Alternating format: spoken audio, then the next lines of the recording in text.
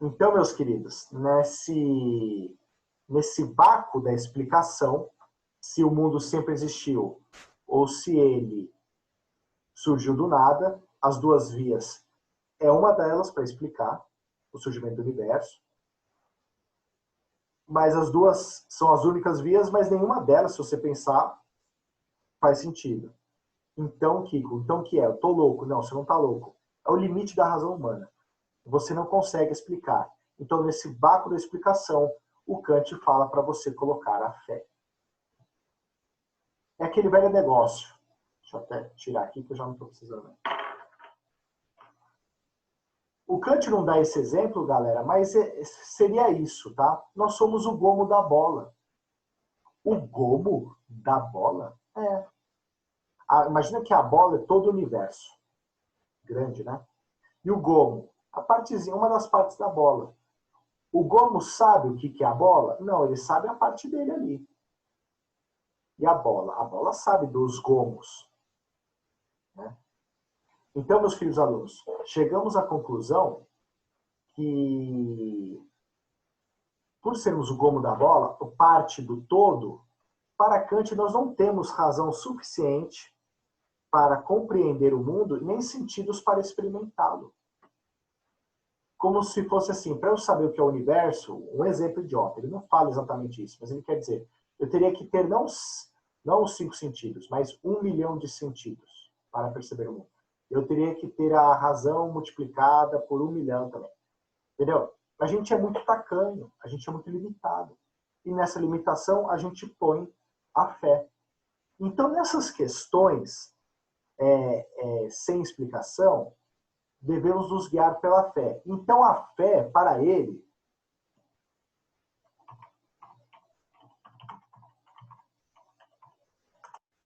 usa-se muito essa expressão no Kant. O Kant tem um vocabulário bem rebuscado, né? É um postulado prático. O que é postulado prático, Kiko? Prático é a ação. Postular é afirmar sem comprovar. Ué, gente, a fé a gente não comprova, a gente acredita e vai. Então é agir segundo a fé. Agir segundo dogmas. Dogmas não precisam ser comprovados. Então nós devemos nos guiar pela fé. Por isso que nesses assuntos a gente põe a fé, é um postulado prático, agir pela fé, e isso nos coloca no caminho de Deus. Lembra que eu falei que eu ia juntar, né, a filosofia dele com a fé. Uma hora eu ia entrar, e estou entrando já. Então, meus queridos, nós percebemos, tem uma frase dele lindíssima, que é isso. Se você quiser anotar, abre aspas. É moralmente necessário supor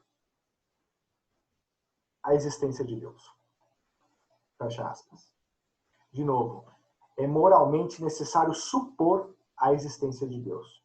Porque Deus nos coloca no caminho correto. Eu não sei de tudo, mas eu tenho fé e eu me corrijo. Tudo bem? Entenderam isso, sim ou não?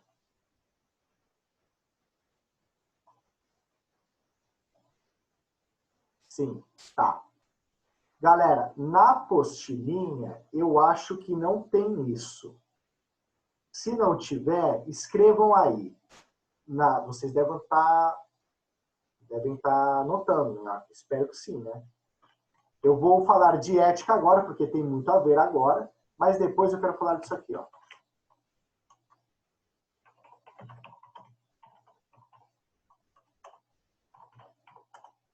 Esclarecimento kantiano. Foi tema da FUVEST faz 3 ou 4 anos. Foi tema da redação da FUVEST. A gente já vai chegar a isso aí, tá? Então tá bom, já que estamos nessa linha de Deus aí, vamos para a ética. Galera, para Kant, ética, né? De novo, o que é moral e ética? Moral são as ações de um determinado grupo, uma determinada sociedade, um determinado tempo, não é? E a ética são a reflexão sobre essas ações. Perdão, a ética é a reflexão sobre essas ações. O princípio, a moral é a prática e a ética é a reflexão, o princípio, a regra, tá? Nós fazemos muitas coisas, mas quando você para refletir essas coisas, podemos corrigir as ações, podemos corrigir a moral. Por exemplo, Brasil em meados do século XIX. Era normal, era moral ter escravo, porque aquela sociedade pensava daquele jeito. Então a moral tem a ver com o pensamento da época. Era moral ter escravo. Só que aí muita gente foi refletindo sobre os valores dos seres humanos, todos somos iguais, não podemos ser maltratados, devemos ser valorizados, sendo branco, amarelo, roxinho, com bolinha amarela, não importa. Todos somos dignos, merecemos ser bem tratados, papapá. A gente refletiu tanto sobre essas ações que mudou a lei, que mudou um costume nosso. A partir de 13 de maio de 1888, era imoral ter escravo. Porque a ética nos fez refletir sobre como tratar. Então, a ética se pauta por questões universais. Tudo bem? Um breve ética e moral aí para vocês, de graça. Não vou entrar no mérito, eu sei que o negro não foi inserido, é necessário as cotas até hoje, eu sei, né? O negro ele é muito discriminado ainda hoje, e a gente está protestando, né? Ainda hoje, né? Está rolando muito protesto. Eu compartilho disso. Não estou entrando nesse mérito, mas sim, isso é verdade. Mas eu estou falando como a ética interfere na moral. Então, moral é como você age no dia a dia, a galera seguia, e a ética parte-se de princípios universais para indagar sobre. Galera, para ele, a ética, o que vai nos levar a indagar sobre as coisas, como eu vou agir, está na razão. Nós nascemos, nós nascemos. Então, a ética, a razão que vai me dizer o que é certo e o que é errado, nasce conosco. Olha como ele vai, embora ele junta muitos dois, né, na grande parte da minha aula, razão e empirismo, razão e empirismo. Mas agora, quando ele fala de ética, ele vai muito para o lado cartesiano, ele vai muito pelo lado racional. Não, não tem nada de empirismo, o rio me fumou maconha, nada a ver, que eu sou guiado pelos sentimentos. Eu sei que faz sentido quando discutimos, mas para ele não. O que me fala o que é certo e o que é errado está na minha consciência, está na minha razão que nasce comigo. Nós já nascemos sabendo o que é certo e o que é errado. Ele vai na linha do Sócrates. Eu já nasço sabendo o que é certo e o que é errado. E aí eu aplico, né? Tenho que aplicar. Beleza? Então a ética está na minha razão. Nasce comigo. Ok? Para ele está na razão. É inato. A razão é inato, então o certo e errado vai estar dentro de mim. Então, desde que você é pequenininho, você sabe o que é certo e o que é errado. Lógico, o Kant já está morto, não é, gente? Mas eu vi uma propaganda esses dias que está tendo muito problema de racismo. Está tendo, continua a ter, infelizmente. E aí, vocês devem ter visto isso no Facebook. Colocaram pegaram várias crianças, bem pequenininha, coisa assim de 6 anos, 7 no máximo, brancas e negras. E aí pegaram um ator e uma atriz negros, né? Pois lá, fizeram lá. Aí eles vão brincar de teatro. Aí a criança, tá bom. Aí começa a brincar qualquer coisa. Aí o cara que está guiando a experiência chega para essa criança e fala assim, ó, fala no ouvido da criança, mas está no microfone e dá pra gente ouvir. Lógico que a atriz e o ator negros, eles estão sabendo da experiência. Aí esse cara que está coordenando, o diretor, chega pro ouvidinho da criança, branca ou negra, ele fala assim, ó, agora a gente vai interpretar que você não vai mais brincar com ela. Você tem que falar assim, eu não vou mais brincar com você porque você é preto. E eu não falo com pretos. Olha que pesado. Deixa eu fechar um aviso aqui. Opa.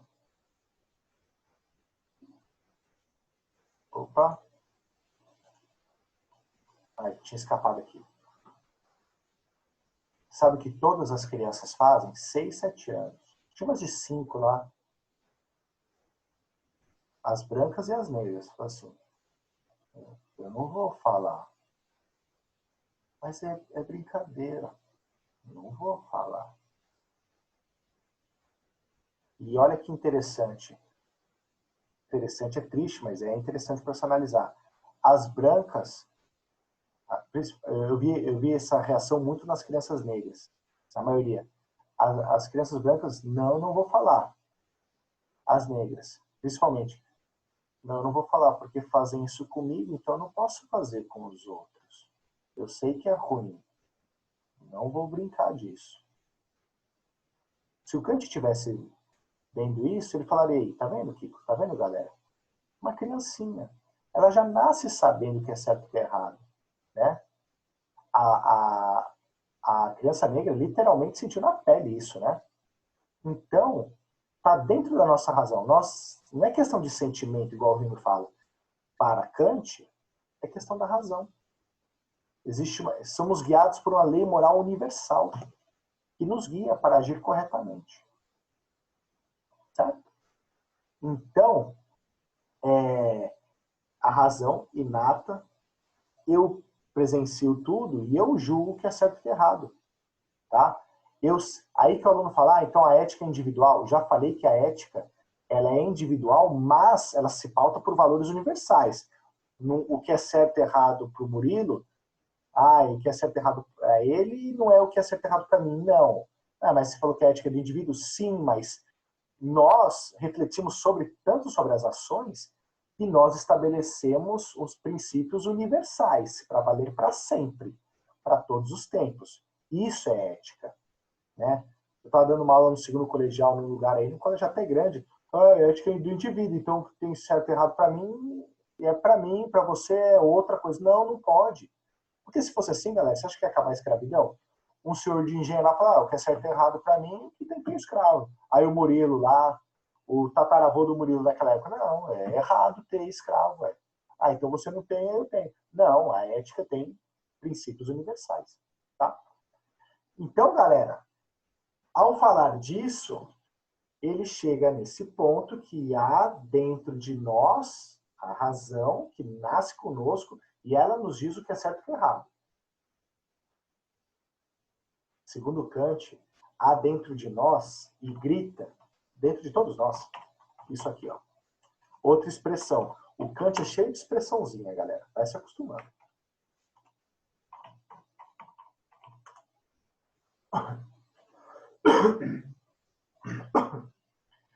O imperativo categórico. Que é isso? É a ética. O que é imperativo categórico? Meus queridos, imperativo, né? Imperator, em latim, significa ordem. Categories, né? Categóricos, né? Significa todas as fases, todas as situações, todas as categorias. Então, a ética, para Kant, é um imperativo categórico, o jeito que a gente deve agir. É uma ordem para todas as situações. Ela é atemporal, ela é formal, ela existe antes do fato. Como você deve agir. Por isso que ele fala que é formal, porque eu sei, existe antes, tá? Tá dentro de você. E é uma receita para todas as situações, em qualquer tempo. É uma ordem, você tem que cumprir. Tá? É a famosa regra de ouro, né, galera? Olha como ele é cristão, tem a influência dele. Você vê que nessa ética ele junta tanto a filosofia dele quanto o cristianismo, né? Olha, ele fala que é a regra de ouro para o imperativo categórico. Você não deve fazer para o outro o que você não quer para você. Logo, galera, é o amar ao próximo como a ti mesmo. Se você amar o próximo como a ti mesmo, essa regra não vai valer em qualquer tempo, em qualquer época, para qualquer grupo. Fazendo isso, você acreditando ou não em Jesus, mas vamos falar, eu sou cientista também, vamos falar de filosofia. Cristo foi um baita filósofo, né, cara? Olha o que ele fala. Isso é totalmente atemporal. Aplica-se em qualquer época. Amar o próximo como a ti mesmo. Você resume os 10 mandamentos nessa frase.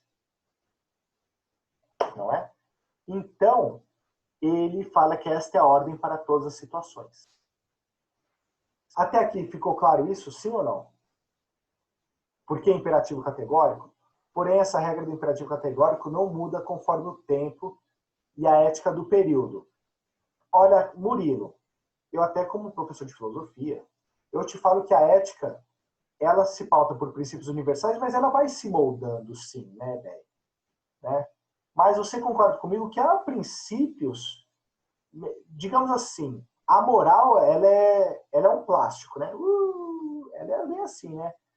A ética, ela também se molda com o tempo. Até eu vi uma palestra do Clóvis de Barros Filho e o que é famoso, e o Cortella, ele foi meu professor também. Os dois falam isso, tá? Não sou nem eu falando. Mesmo a ética se pautando por esses princípios, que são universais, ela vai se adaptando também, tá? Mas ela é mais rígida, por isso que ela é uma matéria que é estudada em qualquer curso, desde a medicina até na de filosofia que eu fiz. Você vai ter ética na medicina, tem a medicina, tem a ética da medicina, tem a ética da psicologia, até quando eu fiz a história também, a ética da pedagogia. Você vê que ela, tanto ela é uma ciência que pode ser estudada, que ela há algo de universal, de princípio, entre aspas, de rígido, tá? Mas eu concordo que ela vai se moldando. Mas você entendeu que a moral é muito... A moral ela é influenciada pela religião. A ética não pode ser influenciada pela religião. Entendeu? Ficou claro, Murilão? Mas boa pergunta. Galera, alguma dúvida quanto a isso ou não de ética?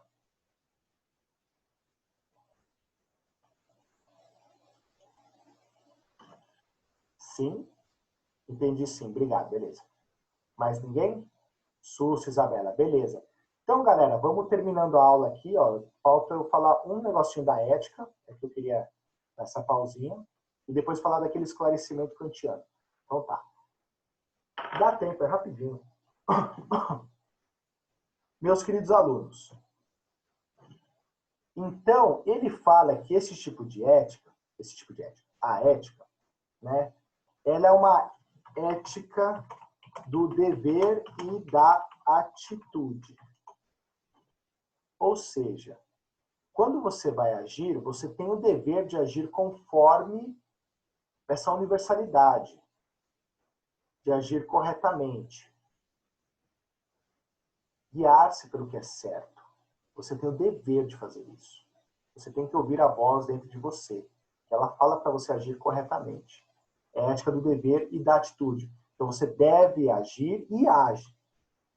Ouça essa voz e age em conformidade a ela. Então é dever e atitude. Ele dá um exemplo. Se uma pessoa trata bem as outras porque ela quer ser aceita no grupo, vamos supor, vocês devem ter visto isso, né? Uma menina que é bem falsa, mas ela agrada você só para, o menino também, para entrar na galera. Tá sempre agradando, sendo solista, mas você vê que é falsa. O Kant falaria, ó, embora ela tá agindo corretamente, mas ela não está agindo de acordo com a ética, porque ela não se convence disso. A atitude dela é falsa. Ela não entende o dever da ação, tá? Ela tem que ouvir essa voz dentro dela, a regra de ouro, amar o próximo como a ti mesmo, ok? Então, é esse a ética do dever e da atitude. A pessoa tem o dever de se esforçar para ouvir essa voz e agir em conformidade com a harmonia social. O Kant fala uma frase muito bonita para a ética, né? Galera, você sabe o que é ético? Guarda para sempre. Abre aspas. Se há motivos para não contar, há motivos para não fazer. De novo, se há motivos para não contar, há motivos para não fazer. Por quê, Kiko? Gente, se há motivos para não contar, você concorda que você fica com vergonha? Se você fica com vergonha, é porque você já sabe, olha você julgando o seu ato. Está na razão. Você vê que é feio e não consegue contar para ninguém. Então, se você não conseguisse contar, se há motivos para não contar, há motivos para não fazer. Para não fazer. Então, se você não consegue contar, isso, fazer.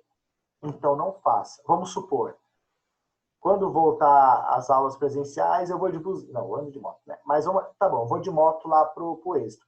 Aí eu paro numa vaga, vamos supor que tem uma vaga de gestante lá, de idoso, assim. Aí eu paro minha moto lá, tô atrasado, eu paro minha moto. Ai, caramba, parei. Olha, ai, caramba, já tô sabendo que é errado. Você acha que eu vou chegar na aula? Galera, beleza? Galera, vocês não sabem, eu parei no lugar de grávida. Se um dia eu fizer isso, não vou fazer. Mas se um dia eu fizer isso, eu vou sentir tanta vergonha que eu não vou falar, porque eu sei que é errado. Eu posso chegar, então se há motivos para não contar, há motivos para não fazer. Então esse é o filtro que você tem que carregar para a vida de vocês, segundo o Kant. Tá? Nunca se esqueçam disso. Por exemplo, se eu dou um assento para uma grávida no busão, eu falei, galera, aprende com o seu professor aqui, ó, dê assento para grávida, eu quero ver vocês fazendo isso, senão sentar o dedo de vocês. Né? Então, aí você fica feliz de falar essa coisa. Você está ajudando os outros. Tá? Bem, tudo bem. Galera, entrando no esclarecimento kantiano. Ele caiu, eu tinha anotado aqui, se eu não me engano, foi em 2016 na redação. Foi tema da redação. Joga no Google depois, tema da redação Kant, Fubest. Foi 2016. Que fala da questão da menoridade. Segundo Kant, galera, nós temos a obrigação de sair da menoridade. O que é menoridade? Vamos pensar igual hoje é? Aí depois a gente transforma no Kant. O que hoje é? Temos a maioridade e a menoridade. Maioridade, você é responsável pelos seus atos. Menoridade, por que você não é responsável pelos seus atos? Esquece Kant, vamos falar da nossa lei. Por que na menoridade você não é responsável? Porque você é incapaz. Está lá no Código Penal, né? Dos 14 aos 17, você é relativamente incapaz. Dos 14 para baixo, ou seja, de 13 para baixo, 13 e 11 meses para baixo, você é incapaz. A lei fala que você não consegue nem decidir as coisas. Tá bom? É isso. Tá bom, Kiko, entendi. Uma criança, um adulto. Aí vamos transformar isso na filosofia. O Kant fala que mesmo adultos ainda estão nessa questão da menoridade. Ah, Kiko, tipo você, né? Uma criança idiota dando aula. Não, não é isso. Ele está falando que os adultos, né, na filosofia, eles caem muito nessa questão da menoridade. Não assumem a sua responsabilidade pelo mundo, têm covardia ante o mundo. Não ousam da sua liberdade para escolher. Essas pessoas fazem o que os outros mandam. Não assumem a sua autonomia, não vê a nossa primeira parte da aula, o racionalismo, o empirismo, não assume a sua responsabilidade pelo mundo e não toma atitude. É isso que o Kant quer dizer. Você tem que romper a menoridade. Deixe de ser criança, mas não infantil igual o Kiko. Deixe de ser criança, não assumindo a responsabilidade da sua vida. Tome as rédeas da sua vida. Busque o conhecimento. Seja livre. É isso que ele fala uma expressão em latim chamada sapere ud. Se escreve sapere aud, mas se fala sapere ud. Né? Ouse saber, que significa em latim ouse saber. Né? Então, na verdade é saber ousando, né? Mas é latim traduzindo, eles dão umas invertidas, mas não tipo em inglês, pra você entender. Tá? Então, ouse saber. Rompa com a menoridade. Assuma a sua responsabilidade pelo mundo. Seja livre. Busque o conhecimento. Rompa os limites. Ajude o próximo. Se movimente. Como diria a Rosa Luxemburgo, lá bem depois, né? Aí, ó, grande filósofa, né? Socióloga. O filme da virada do século XIX para o XX. Rosa Luxemburgo fala uma coisa que se encaixa muito nesse ouse. Assuma a responsabilidade, né? Quem não se mexe, não sente as cadeias que o prendem. Muito bonito isso que ela falou. Quem não se mexe, quem não se movimenta, ela não fala mexe, né? Quem não se movimenta, não sente as cadeias que o prendem. Então se movimentem, se mexam, né? Vejam que vocês estão presos e rompam com isso. Galera, eu gosto de terminar a aula falando, quem tiver, ó, vai acabar, falta 2 minutos. Eu vou explicar isso e qualquer coisa, dúvidas no privado, tá? Peço desculpa, é que eu uso todo o tempo certinho. Galera, eu gosto de terminar a aula do Kant com uma frase. será que nós somos livres obedecendo às leis? O Kant te pergunta isso. Será que obedecer a lei moral universal, por exemplo, da ética, né? Como eu devo agir? Será que eu me submetendo às leis eu sou livre? Geralmente, sabe quando o aluno fala, Kiko, eu estou embaixo da lei? Tá. É necessário, mas você não é livre, né? Mesmo, mas a gente tem que estar debaixo dessa lei, Kiko, mas a gente não é livre. Para Kant, isso, fazer o que você quer, é se tornar escravo das suas vontades e liberdades. Estar submetido a uma lei, por escolha própria, é um próprio ato de liberdade. É um próprio ato de autonomia, de esclarecimento kantiano. Você se supera. Você escolheu estar abaixo de uma lei. Então, você escolheu isso para gerar harmonia social e um respeito mútuo. Nunca faça o que você quiser, porque quem faz o que quiser, aí sim se torna escravo dos seus vícios e desejos.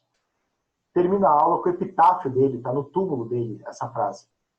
Duas coisas me enchem a alma de tamanha admiração. O céu estrelado sobre mim e a lei moral dentro de mim. Ou seja, Deus e a minha filosofia que me guia. É isso que enche a alma dele de tamanha admiração. Ele sempre falava isso. Tá bom? Meus queridos alunos, foi um prazer inenarrável de vocês. Fiquem